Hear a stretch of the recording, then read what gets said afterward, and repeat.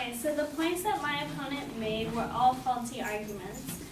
He pointed out all the reasons why the driving age should be stayed at 16. And I'm going to show you today why his points were wrong and why the driving age should be raised to 18.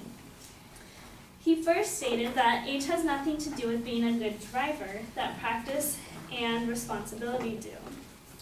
This point is correct, that practice and responsibility do have a lot to do with being a good driver. Although, in raising the driving age to 18, you get 2 more years of practice. So why not wait the 2 more years? You make the roads a safer place by giving these teenagers 2 more years of practice. You are also a more responsible person because you have more years of growing up, and you are considered an adult.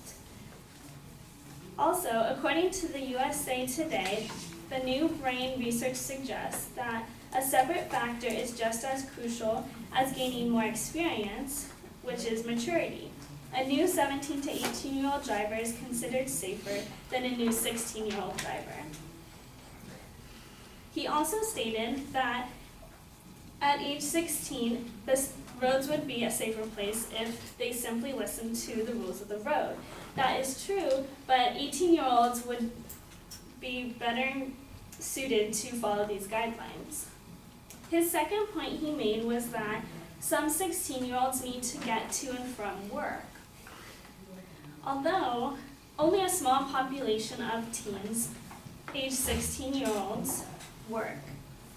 He said that 25% work. That means that all these 25% of teens can find other means of transportation. As I had mentioned before, they can take a bus, a train, walk, or even phone a friend. He mentioned that some parents may not have the time to take their students to and from where they need to be.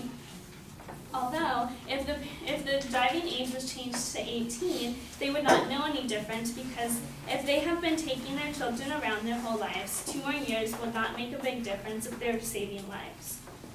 He also stated that parents can choose to let their child receive their driver's license at age 16, which is true, but that would bring up a whole other argument. Teens want the freedom at age 16, and if their parents took that freedom away from them, that would not be right. That means the law should just be changed to age 18. Parents would not have to make this decision. Even if their child isn't ready to receive their license, a lot of parents will just let their child get their license regardless because they are tired of driving them around everywhere. That is putting unsafe and unprepared drivers on the road, and that is not good.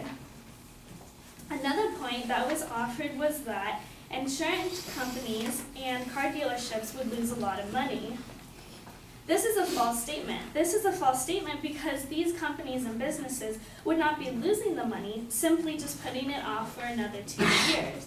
These companies would receive the same amount of people who buy cars at age 16 at age 18. They would just simply not get it those 2 years earlier. He also points out that raising the driving age to age 18, you are ripping the personal freedom away from teens.